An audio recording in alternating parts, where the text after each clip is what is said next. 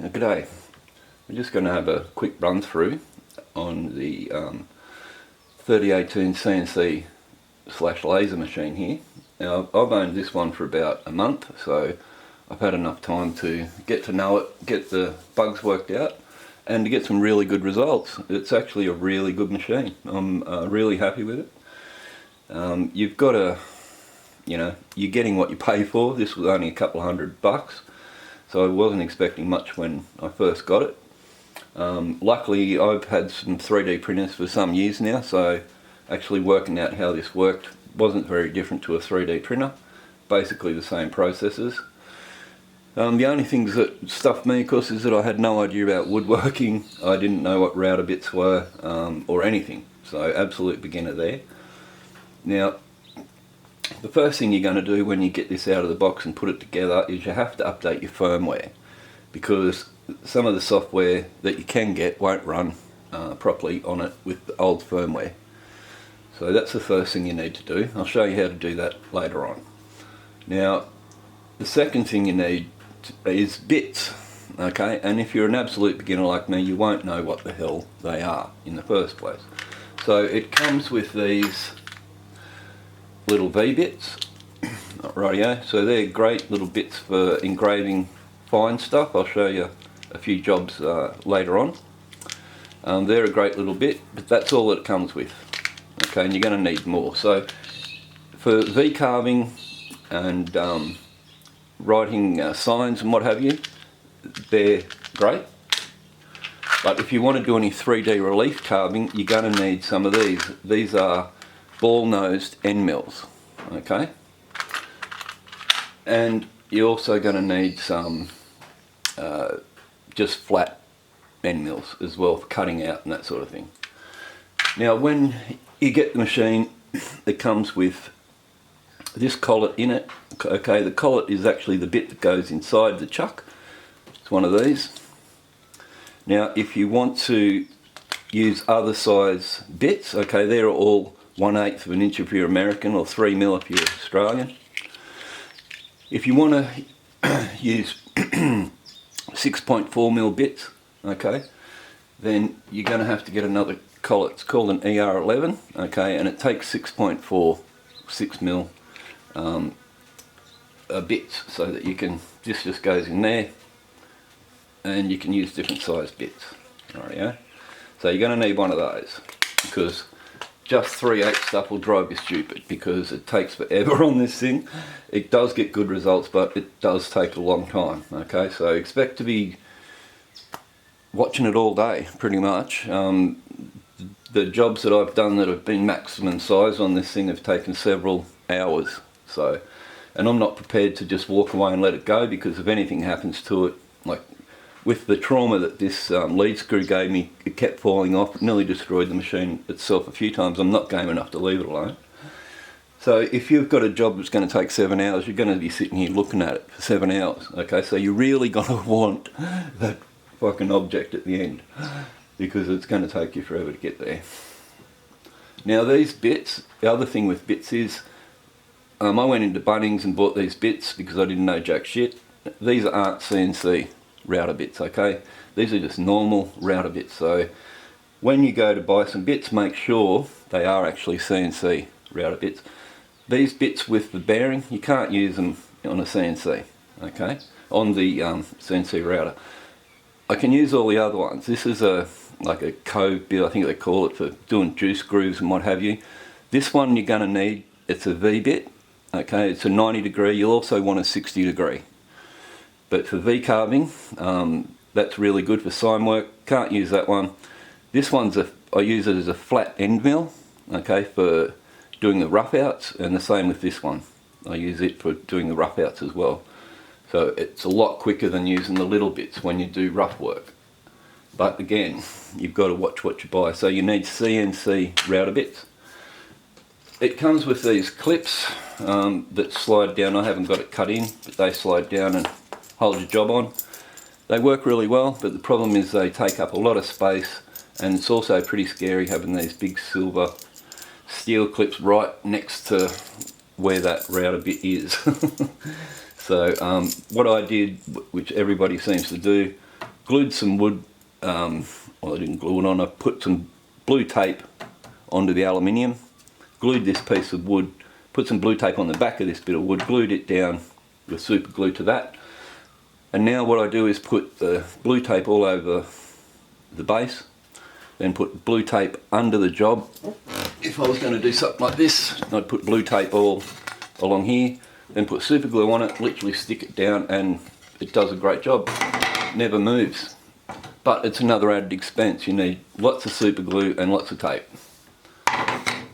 So that's the issue with that. But otherwise these clips work really well.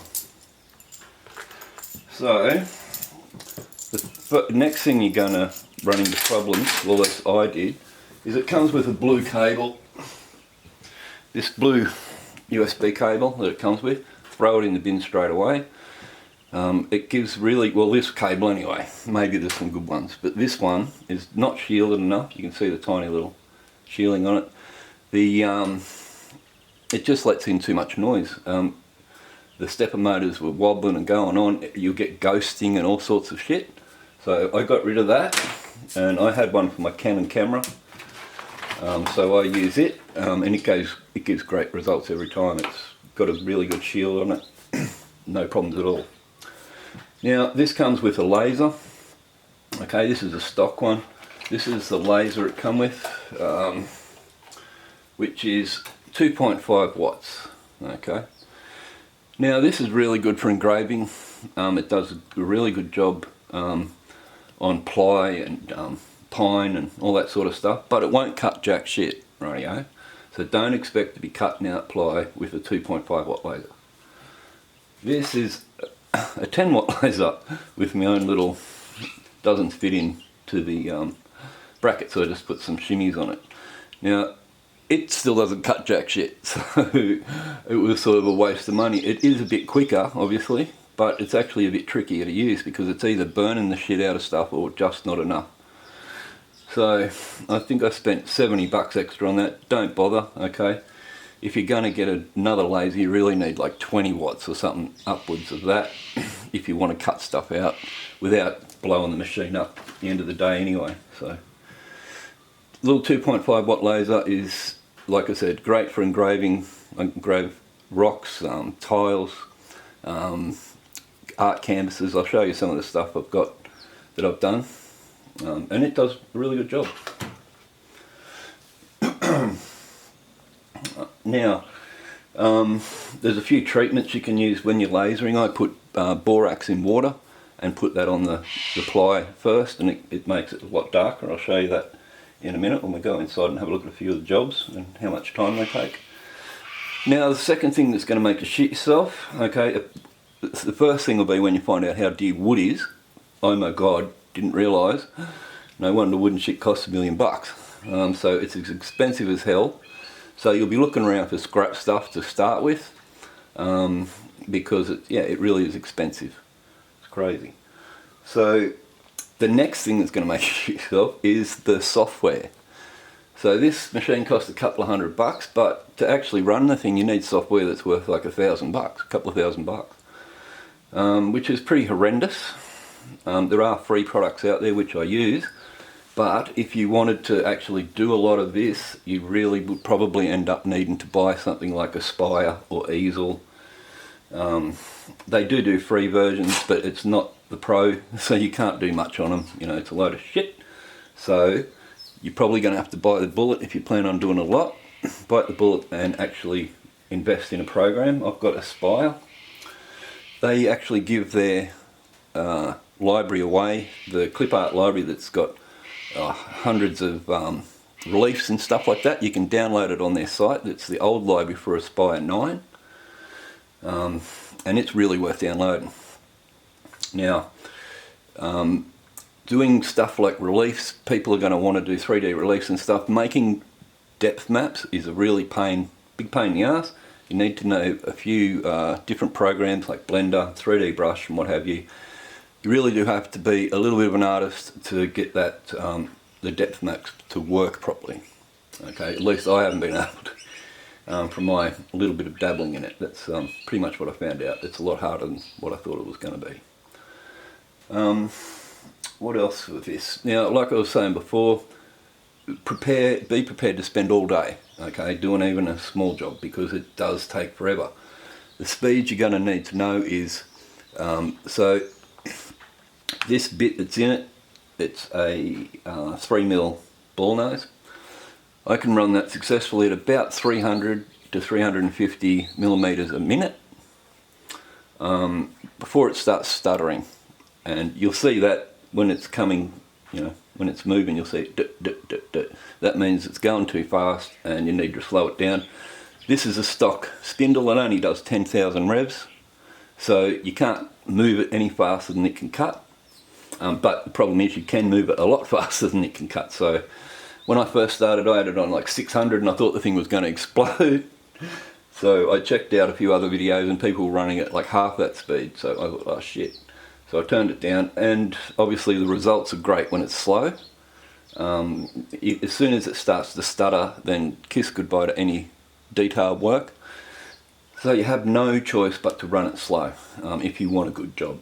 Now, obviously you're going to fiddle with the speeds, try and get it running as fast as you can by all means. But there really is a limit where you can achieve a decent result. Past that limit, it's just crap. So be prepared to spend all day with it. Now, I bought it to make knife handles, which it does in an hour or two. So it actually does what I bought it for really well. All the other stuff you can do with it, you can do, but it takes quite some time to do it. So, but other than that, like, I think it's a great little machine. We'll go inside now, I won't waffle on, and I'll show you some of the results I've got and what bits I used to do it, the speeds and all that sort of stuff. Okay, so here we are with a few results. Now this is a 300 by 300. It's used the print and cut feature in Lightburn. Okay, we'll go over the software after I show you this stuff. So that's obviously bigger than the bed, but you can do that with print and cut. That took several hours, I think it was. Well, actually it might have only been 3, but it's only line, okay? Lasering with the line, just using line, is pretty quick. It's the quickest way to do it anyway. As soon as you're using fill, it takes a lot longer.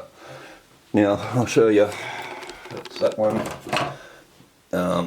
These are some of the things you can do with the laser. That's a tile, okay, it's painted black. It only probably took an hour because it's very low DPI. This is a art canvas, me and my son, so that's a photo that's been lasered onto a art canvas I painted black. Okay, with the laser, again, laser. That's obviously Star Wars calendar. It's a little bit dark because all this stuff is still just experimental as such, trying to get the idea of it. I did actually manage to almost cut this out with the laser, but it took, I think, 3 hours or something. It was just horrendous, so I gave up trying to cut stuff out after that. Right, that's with the CNC. That took all day. Okay, it's an all-day project, several hours. That one. That's a laser, again, something else you can do with the line. The lines are quick, okay, when you're doing lasering work. Just line is quick, line and fill takes forever. This one is V-carved on this side and lasered on the other. Now, the V-carving took an hour or two, and the lasering took a couple of more hours, okay, but it took all day to do over the course of a full day. The lasering's still a bit dark on a couple of spots, but it's getting better, you know. But like I said, that's several hours. That V-carving is with the bits that come with it, okay, these little guys. They carved the writing out. Now, something like this Aussie flag, again, several hours. Okay, this is to do this sort of thing with the relief carving. turn the servo off on that. To do this with the relief carving, you need the ball-nosed end mills, okay? So these are all just cheap ones off eBay. I paid like 15 bucks for them. There's a 3 mil that goes down to a 1 mil, depending on how fine the work is. Now remember, this is all just crap scrap wood as well, so I don't own or possess a piece of decent wood at the moment. So you can see the joins and because it's actually made out of different pieces of wood, the grains are all running differently. So scrap wood, this was actually a bed, one of the side rails off a bed, but that's what you get, like it's all put together. You'd need to spend money on decent wood. This is another canvas. That took about 14 hours, okay? It looks awesome, doesn't show up that great on the camera, but it really does look awesome. The detail is awesome. It's on a canvas I painted red and then black, but it's at 400 dpi, and yeah, 14 hours to do that at 400 dpi. So the higher your DPI, the longer the job's going to take, but you have to have a high DPI or you just don't get the detail. So they're all the trade-offs as such, and that's done on light burn as well. Everything here that's lasered is done on light burn. The software I use for the router now is called Open Builds. It's the sender that you use. It controls the router and it has a variable speed, so you can actually slow the machine down, which I found was really good when I was just learning how to use it, because I didn't know what speeds to set it. So with the free ones like UGS sender, the G-code sender, it's good, it works, but it has no, you can't vary the speeds or anything like that with it. So I honestly suggest Open Builds. It's a free program, so just Google Open Builds for the CNC, and it's the way to go with that. Light burn, like I said, is pretty much the way to go with the canvases and all the lasering. There are other free products out there. You can use Fusion 360 for the router as well. You can get a free version of Fusion 360, but it was all a bit complicated at first. So yeah, that's pretty much the results. This, actually, I'll show you. Now this is the results of the ghosting in the cable, in the blue cable that I've got. You know, I don't know if you can see it on the camera, but it's got almost 2 fins. It's got gouges out of the bottom. It looks absolutely terrible, and that's from the noise that the blue cables let go through to the stepper motors. So it was digging in on the Z because it was noisy on the Z. This is obviously the X. It's got an echo on the X there, so that cable really did cause me some trouble. So if you see anything like that, that's probably why. Okay, now we'll have a look at the software, and that should pretty much wrap it up. Okay, so as far as software goes, I'm going to give you a quick run through on what I use, and it won't be an in-depth tutorial on how to use them, but we'll run through the process of using them so you can get an idea of what you're going to need and the times it's going to take. So the first thing you need to do is to install this Ch340 driver. So Google Ch340 driver, it's this one here, Co New Zealand. So that allows your router to talk to your computer, so you won't be able to access the computer until you install this. So install that one. When you've got that done, go over to this page. I'll put a link in the description, and it's a how-to on how to update your firmware. Okay, so you really need to do that, so follow these instructions and you'll be sweet. Okay, so the first program we're going to talk about is light burn for the laser. Now I use this one. You get a free trial for 30 days.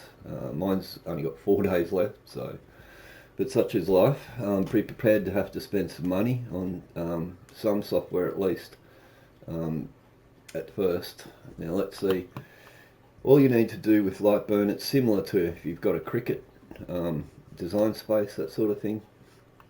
You've got the segments here of your actual design. You have them in different layers. Okay, the layers are up in this corner here. Now the reason you need them in layers is because you need to be able to define what light burn is going to actually do with this piece of the image. So for instance, this one here with the soldiers, I need it to be line and fill. Okay, so it's different to the writing here, which I was just going to do in line. So you need to segment them so that you can actually define up here what light burn is going to do with it. Make a line, fill plus line. Okay. This is also where you double click on it and you can set your speed and the power of your laser, whether you want constant power or not. Constant power is not much good for doing lines and stuff because it will give you dots at the ends of each line because the laser can't adjust the power, and it's actually in that corner for a little bit longer, so you get a bit of a dot. So you want to use variable power when you can, and you set all that stuff in there. Okay, so another tip with light burn is, for instance, this soldier set up here, when the laser starts, because it's going to be line and fill, the laser starts here and it'll go all the way across to here and then back and then back and then back. Okay, backwards and forwards. Now the problem is, once you get up to say around here on the soldier, it now travels, it comes over, it does him, now it's going to travel all the way back across the work to do this guy, and then all the way back to do that guy, and then all the way back to that guy. So that's terrible. It takes a long time because of all the extra travel between the two. So what you're better off doing is actually cutting that guy out, probably to there sort of thing, and then the laser assigning him a new layer by just selecting that bit you've cut and clicking on another layer down here, and his vitals will come up here as such. Then you can make that just one piece, so the laser will just do him. Okay, and that gets rid of all the travel moves between him and this guy over here. Okay, so you can have those guys, like, it doesn't matter with that because you cut them there, it will go backwards and forwards to do these. Okay, and then once it's got to the top of this cross, it's going to go over and do the top of this guy, so that's not too bad. Another example is with the crown and crest here. I wanted the Australian Army in line and fill, whereas I just wanted the rest of it to be in line. So you have to define them, and again they're in separate layers because I wanted just to do this, so the laser goes from the T to the E backwards and forwards until it's done. If this was in the same layer as Army, it would go from here right across, it would go across the crown to do this bit, then across there, and you've got all this travel move between here and there. So you want to eliminate that, and the best way of eliminating that is to cut the project into smaller pieces for light burn. It seems a bit complicated at first because you end up with a shitload of layers, but it's by far the quickest way to do it, as you will work out, no doubt. Now, as far as speeds and power goes, I actually use 25%, these aren't set yet, 25% power, and I travel at about 1,000. Now, I've seen tutorials where people are putting this up to 1,800 or whatever. It doesn't work because the maximum speed on the y-axis is 1,200, on the x-axis, sorry, is 1,200, and it's less for the y and the z. So you're not going to get 1,800 out of it, and it'll just stuff up your sampling methods because you'll think you're getting quicker, but you're not. So that's something to think about. Now when you, obviously you've got, light burn has to be connected to the laser, and you run this on the laptop, and you can, you know, run it, control it. A couple of tips: the frame button, what that does is it will go around the complete outline of your work so that you know exactly where it is. If you hold the shift key and hit frame, it turns the laser on, and that way you can actually follow the laser around and see where your job is with your glasses on. Of course, you've got to be careful with this shit. You really want to keep your eyes keep your eyes safe. Now this isn't connected to the laser, but just here it will have, next to the move, it will have console. Every single time you use Lightburn, you have to go into the console wizard and type $32 equals 1. Okay, that enables the laser. Otherwise it stays in spindle mode, and when you try and work, it will draw a line from this to there because it won't be able to turn the laser off, and you'll have lines between everything. Okay, so if you're getting lines between stuff, that's why. $32 equals 1 in the console box. And I think that's pretty much about all for Lightburn. A quick run through. It's a good program. So you'll have to work out your own settings because each laser is different. So yeah, that's a bit of a starting point. And that's all you do. You set it up, frame it, and then hit start, and bingo, off you go. Rightio. Now I use a Spire, okay, for the router. Now when you first start, this is where you actually put in the size of the job. It's not actually the job size, so this is the size of the wood you've got, rightio. So put the size of the wood you're going to use in here, its thickness, where you want the offsets to start. Now that depends on where you want to put the router to start with. I use the center because then it's easier to actually get it to sit in the center. So every job with the datum position in the center will start with the router in the center. So you have to know that to know where to put the router and set your zeros. So hit OK. Now the good thing about Aspire is it comes with this clip art. I've got this bonus stuff here somewhere. Right, now it gives you all this stuff. Okay, so we'll just load one up quickly to demo what you need to do. So we'll just go up the alligator, we'll just drag him out. Okay, so that's a depth map. Right, yeah. You'll probably want to try and create these, but like I was saying before, they're a bit of an issue unless you really know what you're doing. So if you go to 3D view, that's what the product is going to look like at the end, hopefully. Okay, so what you need to do, okay, is just a quick run through on this. You can see here the depth and that sort of thing it's going to be. So you need to do a roughing cut first. Right, yeah, so there's a series of things you need to do. You'd like not to do a roughing cut because it takes extra time, but you have to do that, okay? Because if you don't do a roughing cut, the little 3mm ball nose that I use, you get deflection if it's got to cut through too much wood. So you lose all the definition, which, you know, waste of time doing it. So you need to do a roughing cut first. I'm not going, like I said, I'm not going to give you a complete go through on how to do it. This is just the basic setups of it. You've got here your model boundaries, which is, so the boundaries is just where you want the router to be. The boundary offset is how much you're going to let the bit go past the job. Okay, so in some jobs I always set the boundary offset the same size as the bit, because what that does, it lets the bit come out past the job the same depth, the same width as the bit, which enables it to actually finish the job on the outside, rather than if you've got it set to finish on the job boundary itself. The head of the router will only come to the edge of this model. Okay, so it doesn't finish around it. So that's what the offset is. Now, raster and Z level are how the machine actually does it.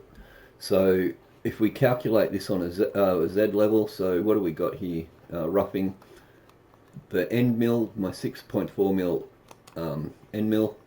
You hit select there. Now you're going to have to add your own. It does come with a few bits already put in it, metric or imperial, but at the end of the day you're going to have to get your own bits. So you just specify here what it is, millimeters, the diameter of it, how many flutes it's got, and you know it'll set it up for you. This is your feed rate here, and the plunge rate. Now the plunge rate is how quick it goes down. If you've got a big bit, you don't want the plunge rate to be very high because it'll jam the bit into the bed at that speed. Okay, feed rate is how fast it's going to push it along. I usually, this is 400s flat out. It's usually about 300 with this bit. The pass depth is how much it's going to take out each time it goes over a piece of wood, okay? And the step over percentage, because this is a rough out bit, it's up to 40%, but when you get to the finer bits, they've got to be down to like 15% to get the detail. So that's the step over, is how much it's going to move forward as it does the next line. So you can imagine if you've got a 1mm bit and it's got a step over of 10%, it's only moving 0.1 of a mil each line. So each time it goes right, backwards and forwards. So it takes a long time to do anything if it's fine work like that. So we'll just go through this here, toolpaths. Once you've got this stuff set, you got ramp your plunge moves. That's something that you want to do as well. So with Z level, it asks you to ramp your plunge moves. I usually use like a millimeter or something like that. It's not, you only want a very small ramp. And you just hit calculate. Okay, so after you've hit calculate, it shows you all the toolpaths. Get rid of those. You can reset the preview. Just turn it down a little bit, and it shows you exactly how it's going to go about what it's going to do. So here it's going to go backwards and forwards all the way. This is on Z level, so it actually selects bits, and it's going to do that however many layers it needs to do. So this is obviously going to take a long time. So you can see it's going. I'll turn this up. Right, so now it's gone through that. We can close that and we can have a look at the time estimate. 2.5 hours to rough that out. Okay, so if we close that, what you need to do then is a finishing toolpath. So we'll just do the same thing within the model boundary. The tool is going to be a ball nose, 3.125mm, and we're going to use raster. No, actually we're going to use offset to do this one to show, and we'll calculate it. Okay, get rid of the toolpaths. So that's what it's going to look like after the roughing toolpath. That should be what you have. Now with the finished toolpath, we'll play it, and as you can see, it started from the middle and worked its way out because it was the Z level. We close that, go back to the finishing, we turn it over to raster, calculate it again, and reset the preview, get rid of the toolpaths, and we'll preview all toolpaths. So that's the rough cut, and then it comes in with the fine cut. And with the raster, as you notice, it started at the bottom. Just preview the finish again. See, it's starting at the bottom here, and it's going to go in lines all the way until it gets to the top. Now, this program doesn't allow for the wood, okay? It thinks you've already done a roughing cut, okay? So it doesn't allow for the fact that this model might be 10mm deep, and this little ball point is just going to be shoved into 10mm of wood, which is just going to snap it, rightio? So that's why you have to do your rough cut, because the program doesn't allow for it, okay? It's not going to say to you, oh, it's too deep, you can't just push that in there, it's going to break the bit. It'll just do it, okay? So that's why you've got to be careful with this stuff when you first kick off, and do everything slowly. So you need to do the rough cut to get rid of most of the wood, so that you can then do a fine cut to get the detail in. We'll get rid of that. So now if we close that, go back to 2D view. There's a 2D view now. If you want to cut it out, you actually have to go up here to toolpaths, model I mean, and where is it? We want to create vector boundary around selected components. Okay, so that now gives us a circle. Okay, this is a vector because we want to do a routing to cut it out. Okay, so you select your bit here. This is the cut depth, so this is where the bit is going to start. Okay, so it's going to start on the Z level where your Z is zeroed. it's going to start at that point. If you want it to start a bit lower, if you've already cut half the wood away, then you just put in, like, you want it to start at 5 mil, for instance. The cut depth is how much it's going to cut from that point. Okay, so if this wood's 17 mil, obviously if it was to cut 17 it'd be way through it, so we'd turn that down to 12.5. I cut a little bit through the bottom. I've got a spoil board underneath just to make sure it cuts through, and that gives us 17.5, which is the depth we want to cut overall. Now here you've got your the bit you're going to use. You can edit the amount of passes that this takes. Because this bit is set to only go down 0.1 of a mil each layer, it takes that and works it out that you're going to need 125 passes, okay, which is, we don't want that. So you can clear the passes. Down here, just for instance, put in, I run it at about 1 mil per pass, okay, so that would mean 17 passes roughly, set passes. Okay, it's going to cut at about 7, so how about we go down to 15, and see here it changes the actual amount it's going to cut out each pass. Rightio, so now it's cutting out 0.8. Rightio, go down 0.9, 1 mil per cut. The deeper it is, the more pressure it puts on your machine. You'll work that out because it's one of those things, but I would go around about 1 mil per pass with a 3 mil end mill. Okay, so machine vectors, this is where what it's going to do. If you want it to cut out, then you want to go on the outside because it cuts on the outside of the line. If you wanted to actually cut on that vector line, you choose on the line. You know, if you wanted to cut inside it, then you just select inside there. Now, if you're not gluing your job down, if you've got brackets, then you're going to need tabs. Okay, so that's what that vector's for. You need to edit tabs. You go over to here, and if you just move your mouse over, you can actually, it'll see where you can select it. I'm going to have to close that and select the vector first. So we want the line. Right, so now we've got the line.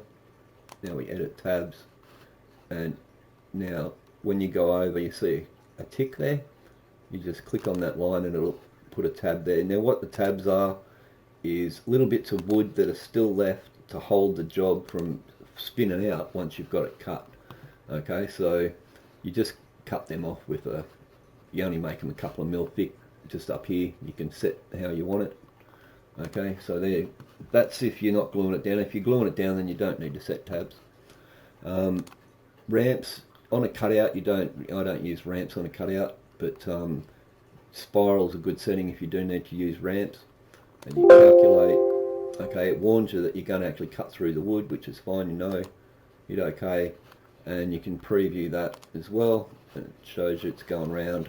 You can see through it, so that means like it's cut down. You can see the tabs in there. Okay, they're 3D tabs, so that it doesn't have to stop and come up on a square. It can keep travelling, does these pyramid ones. And that's pretty much it. When you have got your model finished, you need to save it out. So you go here to save it. Now, the router is Gerbil, okay, GRBL rather. I'm in Australia, so I use millimeters. So you select down here, you got to look for it.